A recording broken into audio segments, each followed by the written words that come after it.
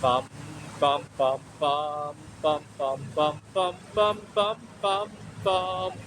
The Peter Dislike Show. Bum, bum, bum, bum, bum, bum, bum. All right, it's been 50 days since I've touched the steering wheel of a car, and all of a sudden, it has hit me what driving is in my life, and uh, I'm not very happy. Let's just say that. And when I go home to Phoenix, I'm gonna think long and hard about getting rid of my car. Believe it or not, it's not gonna be an easy process, and I'll talk about why. For starters, I actually think if you can get rid of your car, it might not be that expensive to live closer to where you work, right? If it allows you to get rid of your car, I don't think it will in Phoenix though. That's the thing, right? Uh, and the reason I thought long and hard about this today is that I realized how much background ambient stress the car was causing. I call it ambient because you didn't realize it when you were in the midst of it. Let me give you an example. The other day, I was on one of the subway trains. Here in Taiwan, most of it runs underground, but once you leave the downtown area, we have a couple lines that go pretty far toward Tum Sui, in case you want to look it up online. There might be some videos of the train ride itself so you can get a sense of what I'm talking about. I was riding the train and looking at the outside of the train, and I saw a police car. And normally, when I'm driving and I see a police car, anxiety. Needless to say, I'm not very well off, and I can't afford to get a random ticket for some kind of bullshit that the officer decides to invent on the side of the road, right? Nor do I often have a lot of time to attend to it. And so it's just a lot of anxiety. And so when I saw the cop car, even though I was in a subway train, for a moment I had a little bit of a jolt. And then I realized, wait a minute, I'm not driving. And so this is something that you don't really think about day after day, week after week. Every time you're on the road, you see a police officer, which is not that all that uncommon if you drive in the downtown or even in the midtown Phoenix area. And it just adds a lot of complexity and stress to the day that you don't even think about until something else pushes you over the limit. Right? You're driving to work. You see a police car. You're driving to work. You have a near miss car accident. Maybe that doesn't cause you to blow up. Then you get to work and your boss says something that normally wouldn't be that big of a deal, but it pushes you over the threshold. Right? That's what I mean by ambient stress. I find that here in Taiwan, without the ambient stress of the driving, difficult things become easier to swallow, right?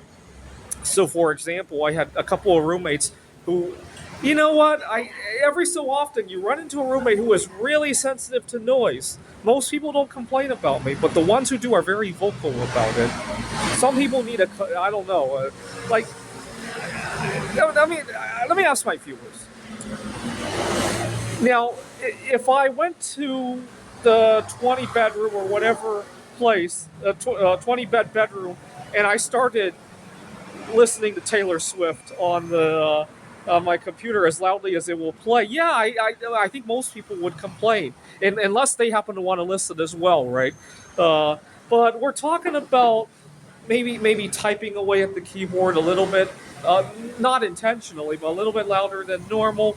Maybe as I'm thinking about my computer programming, vocalizing some of that out.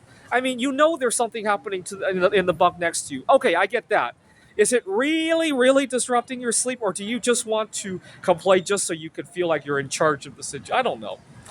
But the point is that I'm not out there running low on fumes because during the day I hadn't had to think about driving and all that. Also, it's ridiculously expensive. I mean, to give you an idea, when we were working remotely, even though nominally I got a pay cut, right? I was teaching at a technology institute. Nominally, I got a pay cut, but realistically, I got a huge raise because I wasn't spending so much time on the road. I could actually get a lot of stuff done. I could actually cook at home instead of eating out because a lot of times when I'm commuting plus working, there just isn't enough time anymore. And so, and then I also moved out to the countryside. That was a big part of that raise as well. and we're sorry we have to cut your pay. Yeah, but all these benefits. What really hurt was when we returned to the office, the pay was kind of slow to return to the original level, plus 2 years of inflation. That's what really hurt. It wasn't the pay cut going into the quarantine that hurt, actually. I think most of my viewers who got to work remotely can relate to that. And over in Phoenix, and more generally in most American cities, a lot of people have to work two jobs to make ends meet or do side hustles, right? Unfortunately, when the side hustles also include driving somewhere, that's when it really burns because, depending on what I do a lot of tutoring, so needless to say, most of my students are being tutored 1 hour, 2 hours here. I don't think I very seldom get a session that's more than two. So you're spending a lot of time driving on the road, risking your life, risking your sanity, and all the expenses that come with it. And I haven't had to think about that. It made me do a back of the envelope calculation. I was thinking the next time I get a tutoring client, if I'm going to charge them this amount to go to their home, what amount should I charge them to come to me to break even? I did a back of the envelope calculation, taking into account everything that I experienced, the time, the wear and tear on my car, and more importantly, the stress levels. I did a little bit of research on how much your stress and your sanity is worth. I went pretty in depth, and the reason I went in depth about this is not only for my own personal decision making. I teach college level algebra, and a lot of these students are just mindlessly scribbling symbols. Where will we ever use this? I love being able to give real life examples like this one. Hey, it takes me X hours to drive. How do I find out how much my car is costing me per mile? Well, I just got rid of one car, so it was very easy. I took all of the expenses that went into that Kia Forte, including the purchase price, including what I got out of it at the end, including all the maintenance costs, everything that goes, and how many miles I got out of it. I did a calculation. That one was pretty on par with what the IRS says, so that was pretty good. But don't forget, there's also the human capital cost of driving, right? And also and I did some calculations. And I came up with that every mile that I drive had an opportunity cost that was north of $2, if you can believe it.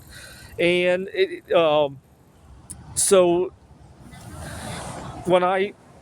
the next time I want to travel to another city, I'm going to seriously consider flying. Now that I have a number to work, it's actually cheaper to fly, and plus, a lot of times the amount of time I have is very limited, right? So, for example, when I went to see the solar eclipse in Kerrville, Texas, I really should. From an economic point of view, I should have flown. Oh, maybe not, because during the solar eclipse, that flight would have been ridiculously expensive. But I should have at least taken a look at what the cost was. But for normal vacations that are not busy, it might be more worthwhile to fly, right? Right. And also the tutoring gigs. It was a big eye opener how much of a difference there is between driving to a gig and having the gig drive to you, right? So I'll have to have price that accordingly next time. But most importantly, the stress. Oh my God! Lately, I would be walking or I'd be on the subway train. I would see a police car and I would have a big smile on my face because for once I'm looking at a police car and not stressing. I'm not stressing about risking my life and all that. You know what? A lot of people have a weird fears, right? My mom is very upset that I was. You remember 7 months ago, I met a girl on Bumble and I went out to go see her. My mom was so upset she was concerned about my personal safety. Some people fear flying. Some people fear also. My mom doesn't want to move here to retire because she's fearful of earthquakes. I'll let you list all of the phobias that are out there. If you add them all up, I don't think that even compares. Even if you add them all together, it still doesn't compare to driving. And so, and the other things are a lot more enjoyable in my opinion, right? Yesterday we had a mouse in the hostel and it just drove so many people insane. Hey, you guys saw I recorded video of the mouse, right? How many people are killed by mice, and how many people are killed by cars? I don't know. Just look it up. All right. So I will seriously consider getting rid of my car. Yeah, even if I have to move out of Phoenix. I'm trying to think. Maybe there's another city where that might be a little bit more feasible. Uh, I don't like the hot weather anyway, but part of what makes it tricky is also my art projects. You guys know, and I guess if I only have to rent a car occasionally every time I wanted to do something big with my art, that might be feasible as well, right?